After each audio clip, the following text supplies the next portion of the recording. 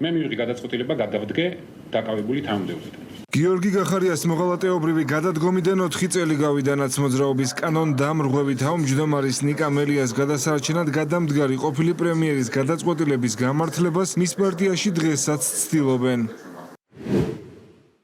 ეს ფოტო ზუსტად 4 წლის წინანდელია. გახარიას გადადგომიდან რამდენიმე საათში გადაღებული. ერთი რამ დარჩა უცვლელი. რწმენა, რომ სწორ ადამიანთან ერთად ვიბრძვი. პრინციპში ეგეც შეიცვალა. ბევრად გამყარდა, ნუ ჩქარო ფუჩი. ყველაფერს თავისი დრო აქვს. ეს ფრაზა ალბათ ყველაზე ხშირად უთქვამს ჩემთვის.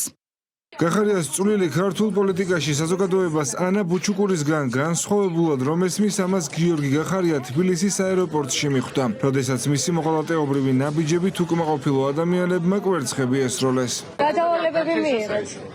ანუ მოღალატე აგენტი არ ხართ ახლა თქვენ? იოსაიდისგან აღარ. გამყიდველი უპრინციპო აგენტი აღარ ხართ? ვაიმე დედა.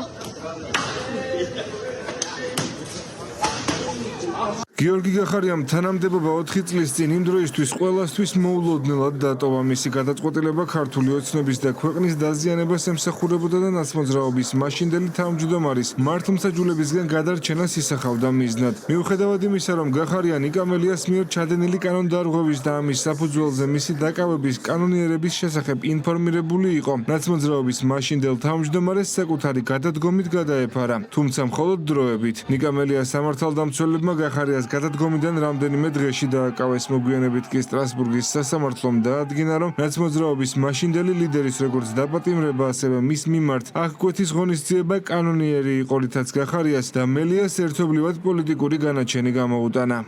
მე მივიღე გადაწყვეტილება გადავდგე დაკავებული თანამდებობიდან. გადადგომის შემდეგ გახარია ქართული ოცნების წინააღმდეგ აქტიურად მოქმედებდა. შექმნა პარტია და მოსახლეობას შეხვედრებზე უმტკიცებდა, თითქოს ბიძინა ივანიშვილის მხარდაჭერა ჰქონდა. გახარიას და მისი გარემოცვის მიერ გამოგონილი და გავრცელებული ჭორების გაქარწყლება იმ დროისთვის პოლიტიკიდან წასულ ბიძინა ივანიშვილს მოუწია. მან ვრცელი განცხადება გაავრცელა, სადაც გახარიასთან კავშირი უარყო და ის ღალატში ამხილა. ოპოზიციაში გახარიას დარჩენის მიზანს ქართული ოცნებისთვის ხმების წართმევა წარმოადგენდა, რაც საბოლოო ჯამში არ გამოუვიდა. ამ მიზნით მონაწილეობა ყველა არჩევნებში მიიღო, მაგალითად კენჭს თბილისის მერად იყრიდა, რითაც კახაკალაძისთვის ხმების წართმევას და ნიკა მელიასთვის უპირატესობის მიცემას ცდილობდა. თუმცა მხოლოდ მელიას მეორე ტურში გაყვანა შეძლო, სადაც ის დამარცხდა. ვერთვები თბილისის მერობისთვის ბრძოლაში. პრემიერობის პერიოდში გახარია ნაციონალურ მოძრაობას დასრულებით ემუქრებოდა, თუმცა მას შემდეგ რაც მელიას გადასარჩენად ქართულ ოცნებას უღალატა, მიხეილ სააკაშვილის პარტიის ღია პარტნიორად იქცა. ტყუილებითა და მანიპულაციებით ქვეყნის 4 საკრებულოში მიღებული ადგილები ნაცმოძრაობასთან ალიანსის შესაქმნელად გამოიყენა. იმ ადამიანების ნაწილს, ვინც არჩევნებში ეხმარებოდა, კუთვნილი ანაზღაურებაც არ გადაუხადა და დაემალა. სამაგიეროდ დირექტივების მისაღებად მიხეილ სააკაშვილს ვაშინგტონშიც კი ეწვია, სადაც ერთ სასტუმროში იმყოფებოდნენ, თუმცა როდესაც ეს მედიისთვის გახდა ცნობილი, ფაქტი უარყო და სასტუმრო სასწრაფოდ შეიცვალა. არსად წასვლას არ ვაპირებ.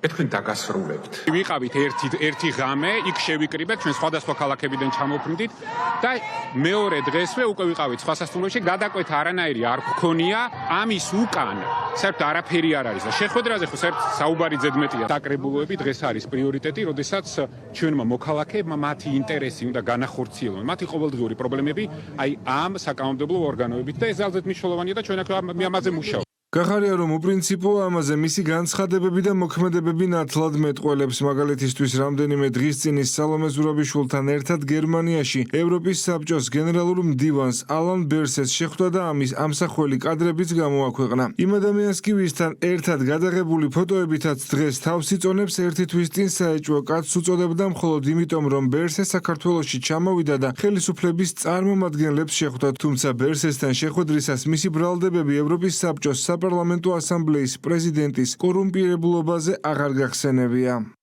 საეჭვო კაცი ძალიან საეჭვო დროს ჩამოდის თბილისში და საეჭვო შეხვედრების შემდეგ აკეთებს ძალიან საეჭვო განცხადებას. ბიძინა ივანიშვილი ფიქრობს და როგორც ჩანს ფიქრობს, რომ მსგავსი პოლიტიკური თაღლითობით შეძლებს რაღაცა დოზით მაინც შეძინოს ლეგიტიმაცია უკანონო რეჟიმის. რა თქმა უნდა, აქედან არაფერი არ გამოვა. მმართველ გუნდში განმარტავენ, რომ გიორგი გახარიას ქართულმა ოცნებამ ყველანაირი პირობა შეუქმნა საიმისოდ, რომ მას ქვეყნის ინტერესებით ეხელმძღვანელა, თუმცა მან სამშობლოს ღალატი გადაწყვიტა. სახელმწიფო პარტიაში ბოლო წლების განმავლობაში გახარიას მოღალატეობრივ ნაბიჯებს იხსენებენ და განმარტავენ, რომ ის გარე მფარველების დირექტივებით საქართველოს წინააღმდეგ როგორც ქვეყნის შიგნით, ისე მის ფარგლებს გარეთაც მოქმედებდა.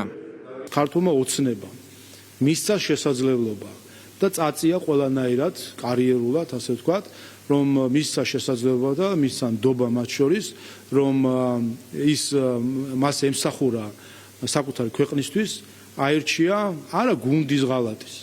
ამას გადაიტანს რაიმენაირად, მაგრამ აირჩია ქვეყნის ღალატის გზა. ხო ხედავთ, რომ ესე იგი საქართველოში არ არის იმდენი ხანი, რამდენი საზღვარგარეთ არის. ხან საძის, ხან ვისთანაც ახმევს რამეს და ხან ვისთანაც ახმევს რაღაცებს. ჯერ კიდე ის დრო გაიხსენეთ, შემთხვევით რომ აღმოჩნდნენ ის და მიხეილ სააკაშვილი ერთ სასტუმროში.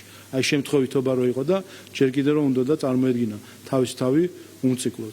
აი ხო მაშინ გახდა უკვე ცნობილი, რასთან ქონდა საქმე, როდესაც ერთ-ერთი ქვეყნის დედაქალაქში სააკაშვილს და გახარიას ერთ სასტუმროში ათავსებდნენ მათი გარე მფარველები.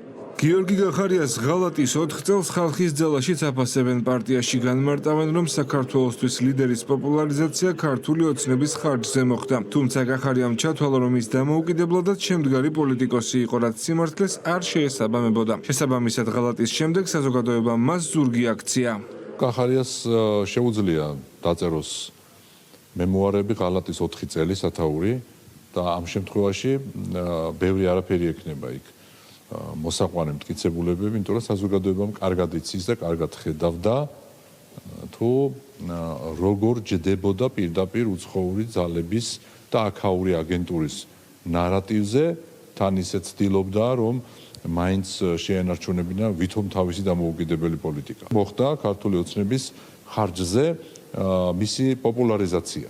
შესაბამისად, როგორც ჩანს, მას ეგონა, რომ ეს პოპულარიზაცია მხოლოდ მისი რესურსებით იყო და ჩვენ ნახეთ ბოლოს უკვე, რომ სამწუხაროდ არა მხოლოდ თავის გუნდს, რომელიც ასევე ძალიან მნიშვნელოვანი ფაქტორია ადამიანის შესაფასებლად უღალატა, არამედ უღალატა თავის ქვეყანას.